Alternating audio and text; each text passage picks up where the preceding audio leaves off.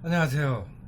이번 시간에는 지난 시간에 이어서 시저실과 떡에 대해서 말씀드리도록 하겠습니다.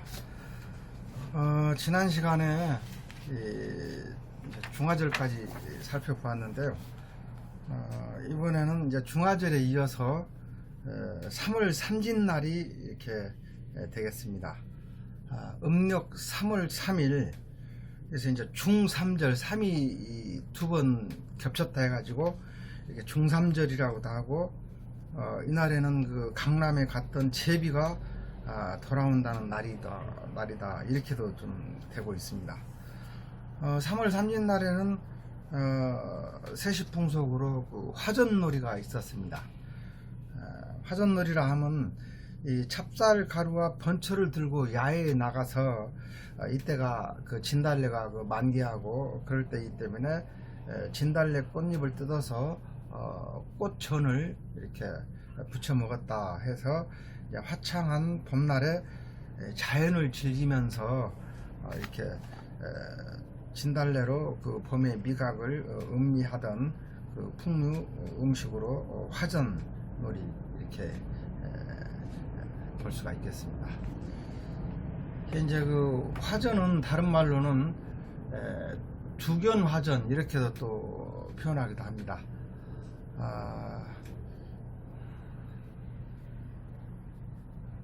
그 봄의 절식으로서 이제 한식날 그 쑥을로 찐 찰떡과 더불어서 대표적인 그 절식의 하나로 동국 세식에서는 삼진날 음식을 진달래 화전과 화면, 면이 되겠죠. 꽃면이 으뜸이라 하였다 이렇게 기록하고 있습니다.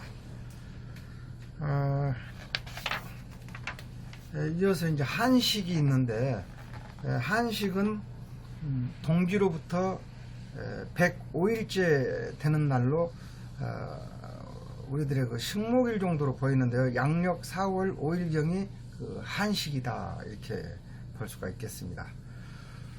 이때부터는 이제 날씨가 따뜻해져 가지고 찬 음식을 먹어도 크게 부담되지 않는 절기로 이렇게 되고 있고, 그 쑥을 뜯어서 쑥떡을 해먹기 시작한 때입니다. 그래서 이제 쑥은 그 청해병 이렇게 해가지고 쑥떡을 많이 우리나라 사람들이 많이 이렇게 해먹는, 가장 즐겨 먹는 떡이 쑥떡이 되겠죠. 그래서 이제 맵쌀에 쑥을 버무려서 찌고 이것을 조상님께 이렇게 먼저 올린 다음에 이렇게 먹었는데, 겨울 동안 그 조상 묘소에 문제는 없는지 이렇게 한식날 성묘도 하고 이렇게 쑥떡도 같이 먹는 세시풍속이 있었습니다. 다음에는 이제 초파일인데요. 초파일은 이제 음력 4월 8일 그 석가탄신일을 기념하는 날입니다. 이제 고려 시대가 그 불교를 국교로 했기 때문에 이 석가탄신일은 우리 국민에게 있어서 매우 중요한 그런 그 큰 경사스러운 날이었죠. 그래서 이제 이날에는 그 느티떡과 장미꽃전을 이렇게 먹는 세시풍속이 있었습니다. 느티떡은 이 느티나무에 그 새로 돋아난 어린 그 순을 따서 맵쌀가루에 넣고 팥고물을 키어크에 넣어 찐 시루떡입니다. 느티나무는 그래서 우리 전례적으로 그 가장 그 친화적인 그런 나무인데요. 시골 마을에 가면 수백 년 된 그 느티나무를 당산나무로 삼아서 정자를 짓기도 하고, 마을 사람들이 대소사를 그 의논하기도 하면서 많이 여름날 그 그늘로도 이렇게 쓰이고 했었는데요. 느티나무는 석가모니가 설법을 할 때 주로 그 느티나무 그늘 아래서 이렇게 설법을 하면서 느티나무가 곧 이렇게 석가모니와 기묘한 연관성 있는 나무로 이렇게 되어 있습니다.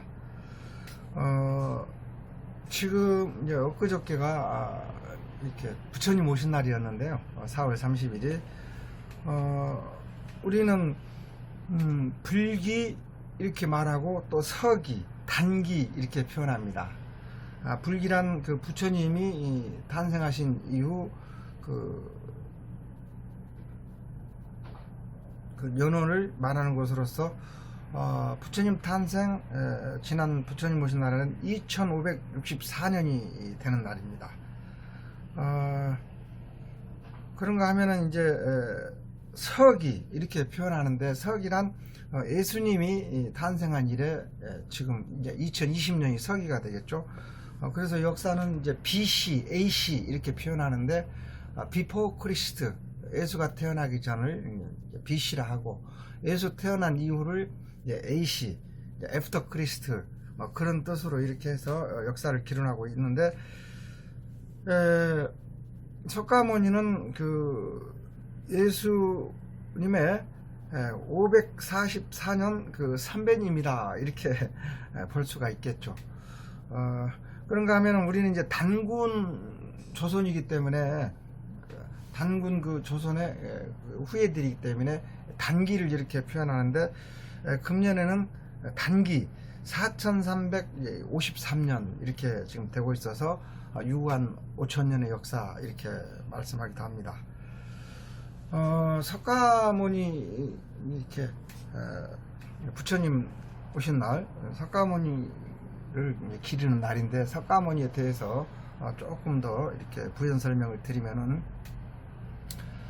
석가모니는 그 인도의 그 왕자였고, 본명은 고마타 시타르타였습니다.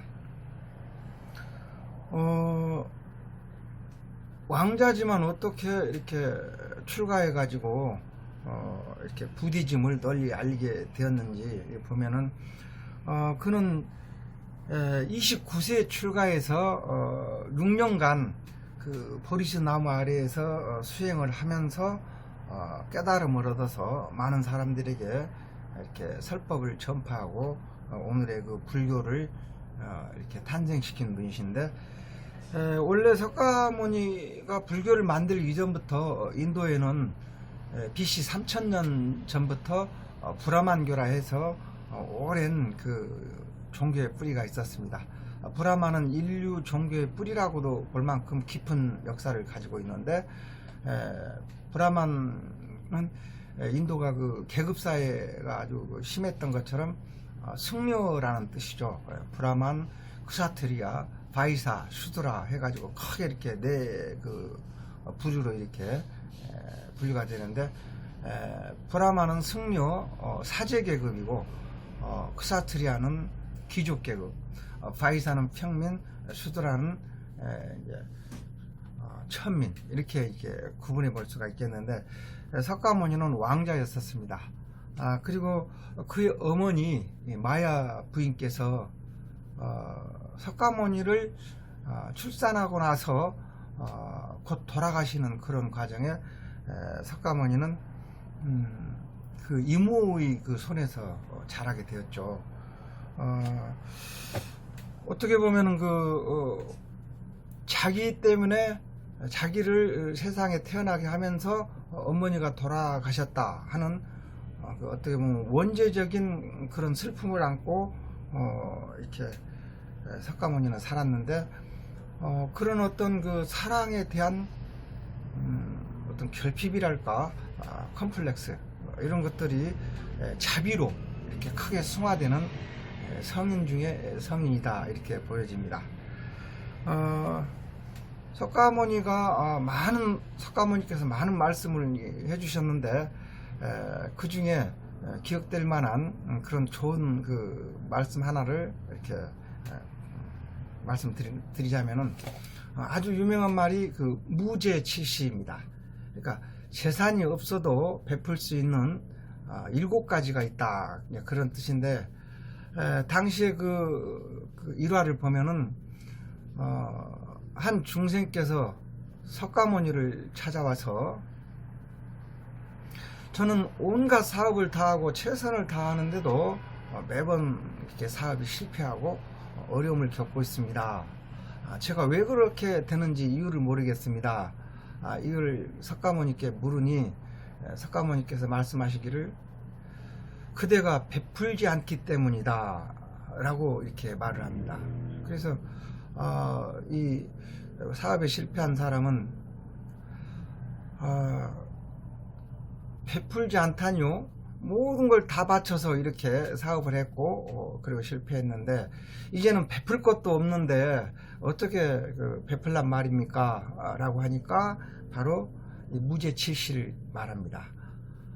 그래 이제 사람이 돈이 없더라도 베풀어서 베푸는 자가 부자란 뜻이 되겠는데요. 또 부자가 될 수 있다라는 되겠는데 베풀 것이 있다라고 해서 그 7가지를 말하는 게 이제 그 7가지 말하면 화한시. 그래서 부드럽고 그 정다운 얼굴, 부드러운 얼굴로 이렇게 미소 짓는 얼굴이 되겠죠. 이렇게 바라보는 것, 이게 화한시고 첫째.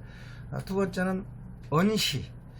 그래서 이제 말로 베푸는 것이겠죠. 그래서 사람들을 칭찬하고 위로하고 이렇게 부드러운 말로 사람을 대하는 것이 언시다. 이렇게 또 말하고 있습니다. 이와 비슷한 그 표현으로서 유대에서는 탈무드라는 것이 전하는데 그 안에서 신체 발부 중 가장 중요한 것이 입이다. 그래서 입의 말의 중요함을 크게 강조합니다. 최근 국회의원 선거가 있었습니다만 설화, 그러니까 말 잘못해서 화를 입는 일이 너무나도 많이 이렇게 나타나고 있고, 또 우리 속담에도 말 한마디로 천냥빚을 갚는다 이런 말도 있는 것처럼 우리가 인생을 살아가는 데 있어서 입이 아주 중요한, 가장 어떻게 보면 언행에 있어서 중요한 것이 입이 아닐까. 그런데 이 말씀은 말로써 베푼다 이렇게 해서 이 또한 돈이 없어서 베풀 수 있는 중요한 요소로 쳤습니다. 그래서 언시. 다음은 또 심시. 심시라는 게 마음심이 되겠는데요. 그 따뜻한 마음, 배려하는 마음, 자비로운 마음, 이것이 또한 돈이 없어도 베풀 수 있는 것이고, 다음 안시, 눈안이 되겠습니다. 호의를 담은 눈, 이것 또한 돈이 없어도 베풀 수 있는 것이 되고, 다음에 신시, 신시란 몸신자인데요, 일종의 노력 보시다 이렇게 보면 되겠습니다. 불가에서는 그래서 그 신시를 매우 중시 여깁니다. 재물이 있는 자만이 이렇게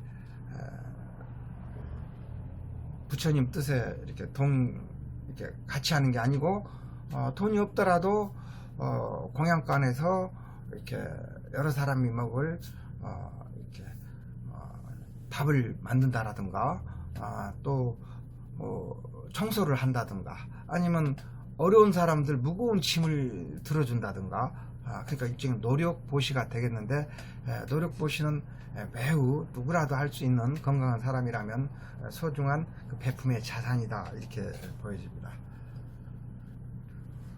그 다음에 이제 좌시입니다. 좌시. 좌시란 의자 이런 뜻인데요. 자리를 양보하는 것. 그래서 때와 장소에 맞게 이렇게 양보하는 미덕, 이것이 또한 할 수 있는 일이다. 그렇게 했고, 다음은 찰시. 그래서 상대의 마음을 헤아리다 그런 뜻인데요. 어려운 사람을 이렇게 미리서 헤아려서 돌보는 마음, 이것을 찰시 이렇게 해서 화안시, 언시, 심시, 안시, 신시, 좌시, 찰시 이렇게 해서 무죄칠시를 이렇게 설파하셨습니다. 무죄칠시는 가난한 자도, 즉 물질적으로 가난한 자도 베풀 것이 있고, 그 베품이 곧 부자가 되는 마음이자 또 부자가 되는 가장 중요한 소양이다. 이렇게 해서 현대 마케팅에서도 이 무죄 cil시를 매우 비중 있게 다루기도 합니다. 여기에 저는 한 가지 더 개인적인 그 견해입니다만, 무죄 팔시도 있을 수 있다, 이렇게 설명드리고 싶어요. 그게 뭐냐면은 바로 청시입니다. 청시, 경청이죠. 경청. 돈이 없어도 사람들의 그 말을 들어주고 함께 공감하는 것은 참으로 큰 베품에 속합니다. 심리학적으로도 예를 들어서 정신적인 그 스트레스를 겪고 있는 사람이 의사 앞에서 이렇게 심리학자나 정신병 관련 의사 앞에서 자신의 고충을 설명하면서 쭉 털어놓다 보면은 마음에 쌓였던 스트레스가 풀리면서 그를 치료하게 만드는 놀라운 효과가 있습니다. 그런가 하면은 사람들은 내 말을 잘 들어주는 사람을 서로 공감하면서 자신도 모르게 호감을 갖고 좋아하게 되는 그런 또 심리적 현상이 있습니다. 그래서 경청하는 것은 돈 안 들이고도 많이 베풀 수 있는 가장 소중한 하나의 보시가 아닐까, 이렇게 생각합니다. 사람들은 그렇게 말합니다. 한 번 듣고, 한 번 말하고 3번 고개를 끄덕이면서 공감하라. 그렇게 되면은 상대를 이렇게 친해질 수 있고 내 사람으로 이렇게 만들 수 있는 비결이다, 이렇게 말한 것처럼 경청은 소중한 그 보시가 되겠습니다. 그래서 저는 무죄 팔시로 경청을 이렇게 추가했으면 하는 개인적인 바람입니다.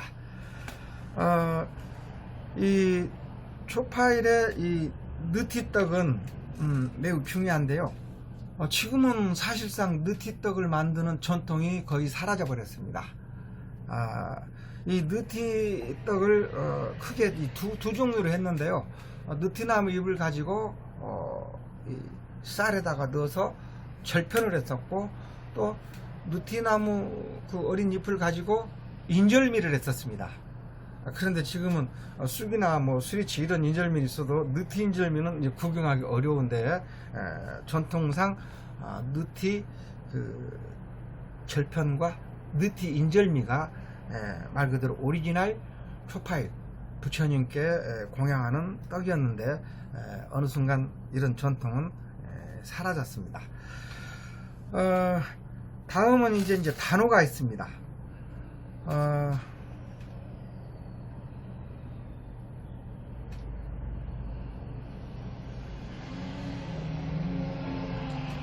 단호는 음력 5월 5월입니다.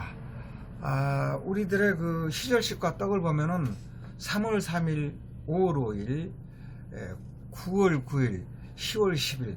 그래서 이 숫자가 겹치는 것을 매우 그 길일로 이렇게 해가지고 감사하고, 또 세시풍속도 이렇게 열리고, 이런 것이 동양 문화이기도 합니다.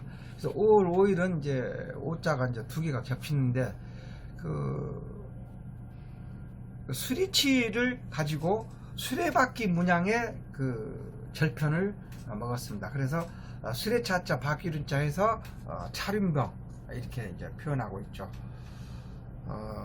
복숭아 도자도 있는데요. 도행병은 단호졸식이라 하여 모두가 즐겼다, 이런 표현도 있고요. 도행병에 대해서 보면은 복숭아와 살구가 살구행자네요. 복숭아와 살구가 흔한 계절에 쌀가루에 복숭아 즙이나 살구즙을 넣고 수분을 주고 말려두었다가 필요한 때 해먹었다, 이렇게 이제 하는데, 이 단호는 원래 조선시대에는 그 3대 명절의 하나로 이렇게 지켜질 만큼 큰 명절의 하나였었습니다. 그래서 이날에는 이제 부녀자들이 그 칡물, 창포로 머리를 감고 액마기를 위해서 창포의 뿌리로 비녀를 꽂고 그네뛰기를 하고, 남자들은 씨름을 하는 민속놀이가 있었습니다. 다음은 이제 6월 유두, 이제 음력 6월 15일인데요.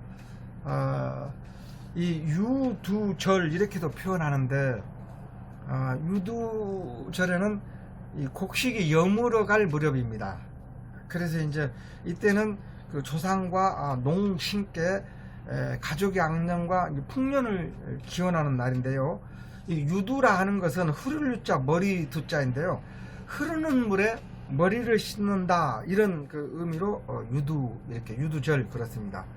그래서 이날에는 밀, 국수, 떡, 참외, 과일 등을 가지고 조상님께 제사를 지니고 또 논에 나가서 고사를 지냈습니다.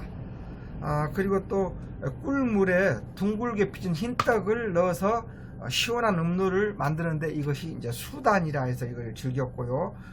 또 그 밀가루를 술로 반죽해서 콩이나 깨, 꿀을 섞어 만든 소를 넣은 상화병, 밀전병을 이때 시절식으로 만들어 먹기도 하였습니다.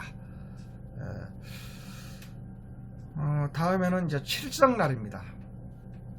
칠성날 삼복, 이때는 이제 음력 7월 7일, 칠자가 두 개가 겹친 날이 이제 칠성날이라고 하죠. 이 7월 7일은 우리나라만 있는 게 아니고 중국, 동남아시아에 가면 칠석에 대해서 많은 그 전설과 유래가 있습니다. 이제 7월 7일은 이제 견우와 직녀가 만난다 해서 칠석인데, 이때는 이제 햇뼈가 있으면 흰쌀 백설기를 만들어서 사당에 올렸습니다. 절식으로는 이제 밀국수와 밀전병을 먹었고, 이 전년도에 난 밀이 이때가 되면은 더워가지고 냄새가 난다 해가지고 이제 밀국수와 이제 밀전을 해서 먹는 풍습이 있었습니다.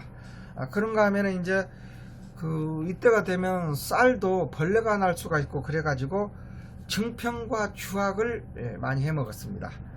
그래서 이제 증편은 우리 막걸리로 이렇게 반죽을 해서 발효시킴으로써 더 이상 부패가 진행되지 않는 그런 장점이 있었고, 주악은 이 찹쌀을 반죽해서 소를 넣고 기름에 젖은 떡인데요, 더위에 쉽게 상하지 않는다 해서 그 공통점이 있겠습니다. 이 칠석에 대해서 이제 백설기를 이제 우리 안악들이 이렇게 올리기도 했고 그랬는데요. 백설기는 그러니까 우리 어린 아이들이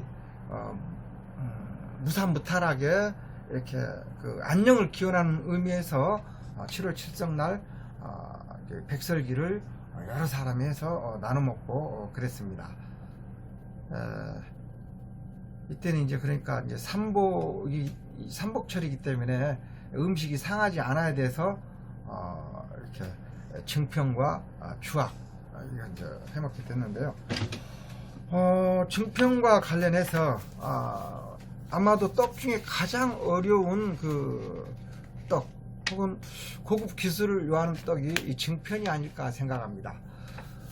대부분의 떡들은 즉석에서 만들어 가지고 먹고 하는 그 즉석 제조의 그 발효 과정을 거치지 않는데, 증편만은 이렇게 빵처럼 그 발효 과정을 거칩니다.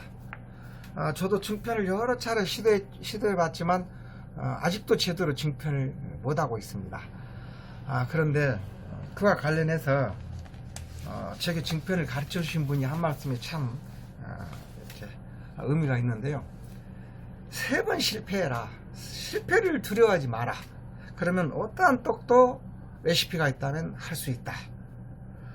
그래서 저는 증편이 지금 떡 중에 떡으로 떠오르고 있습니다. 다양한 모양을 만들 수가 있고, 증편 성형틀을 통해서 또 유통 과정이 길기 때문에 외국으로 수출도 할 수가 있고, 많은 사람들이 이렇게 나눠 먹을 수 있는 대량 생산 체제가 가능하기 때문에, 그래서 신상품 개발에 있어서 증편은 우리가 발효의 과정을 거치긴 하지만 다양한 상품과 고부가가치를 일으킬 수 있는 좋은 떡이 아니겠는가 이렇게 생각합니다. 그래서 신상품 개발에 있어서도 증편에 대해서 좀 많은 관심을 좀 가졌으면 합니다. 저는 여러 차례 실패하고 나서 제 지역의 증편은 맞지 않나, 아니면 저는 증편을 좀 못하지 않나 이렇게 해가지고 이렇게 접어든 적이 있었는데요. 실패는 성공의 어머니입니다. 두려워하지 마시고 꼭 도전해 보실 것을 권장합니다. 엊그저께 TV를 보다가 마이클 조던이 나오더라고요.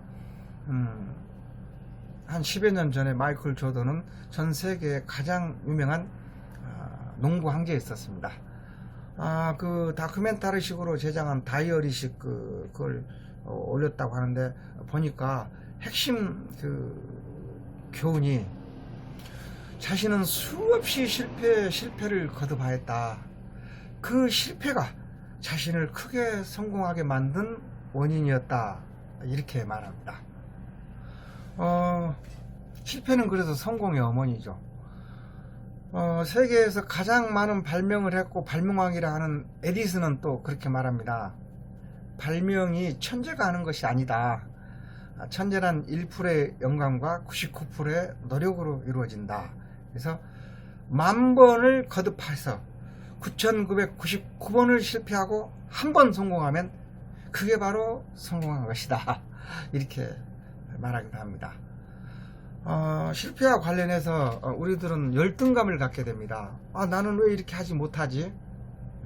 그런데 놀랍게도 심리학에서는 열등감, 열등의식은 나를 발전시키는 소중한 그 발전의 원동력이다, 에너지다, 이렇게 표현합니다. 저는 여러 차례 새로운 떡들을 이렇게 접하면서 시도해서 제 것이 된 것도 있지만, 많은 고급 기술을 떡 연구에서 전국을 돌아다니고 또 애국을 보면서 이거라면은 정말로 대박이 나겠구나 하는 것들을 배웠지만, 제대로 이렇게 마케팅에서 떡방앗간에서 제대로 못한 그 아쉬움이 좀 있습니다.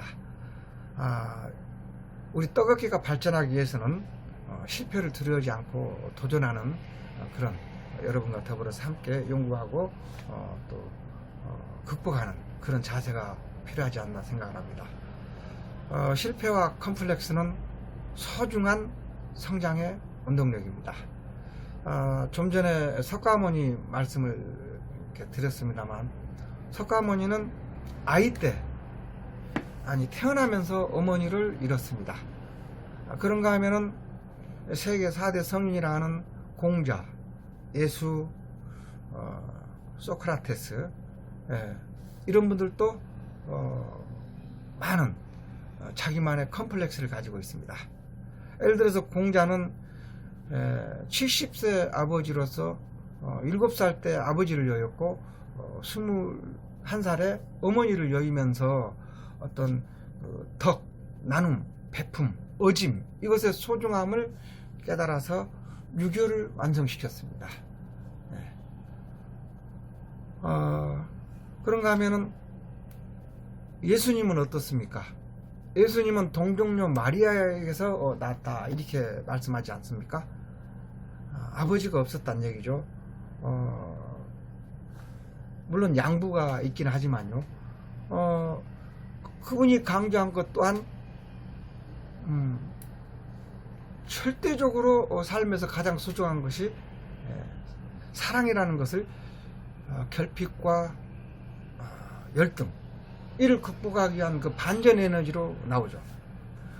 그런가 하면 이슬람교를 만든 그 모하메드는 어떻습니까?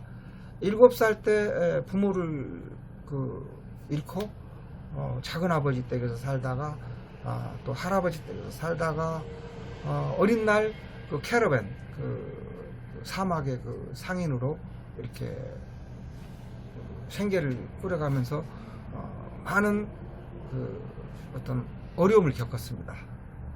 그러니까 결핍을 겪었죠. 결핍은 컴플렉스로 작용을 합니다. 그 컴플렉스는 극복하고자 하는 긍정적인 에너지로 발현할 때 강인한 성장의 원동력으로 이렇게 발전할 수가 있습니다. 증편을 얘기하다가 이렇게 말씀을 드렸습니다만, 저는 아직도 증편을 제대로 만들지 못하는 것을 부끄럽게 생각하는데, 실패를 너무 자주 하다 보니까 좌절감이 겪다 그러는데요. 그것을 극복했을 때 더욱더 크게 발전할 수 있다, 이렇게 생각합니다. 우리 떡 제조 경영학과는 우리 떡업계의 발전을 위해서 여러분과 우리가 함께 만들어간 과입니다. 오랜 전통을 가진 우리 전통떡이 2만여 업소에 10만여 명이 종사하고 단일 제조업으로는 국내 최대의 업종임에도 불구하고 아직도 대학에 학과가 없는 것은 매우 부끄러운 일이기도 합니다. 속담과 격언에 구구절절히 떡이 등장함에도 불구하고, 즉 우리 민족의 정체성임을 역사와 속담과 격언이 증명하고 있음에도 불구하고 그 소중한 가치를 인정받지 못하는 그런 상황인데요. 우리가 서로 힘을 합쳐서 선구자적인 고통이 따르겠지만 노력을 한다면 더욱더 발전할 수 있는 계기가 되지 않겠는가. 국가자격도 지금 시행되고 있고 떡제조가 그렇습니다만, 그래서 어려움이 있더라도 그 어려움을, 그 실패를 성장의 원동력으로 삼아서 우리가 새로운 상품도 개발하고 그렇다면 더욱더 발전할 수 있지 않을까 생각을 합니다. 잠시 쉬었다가 다음 시간에 계속하도록 하겠습니다.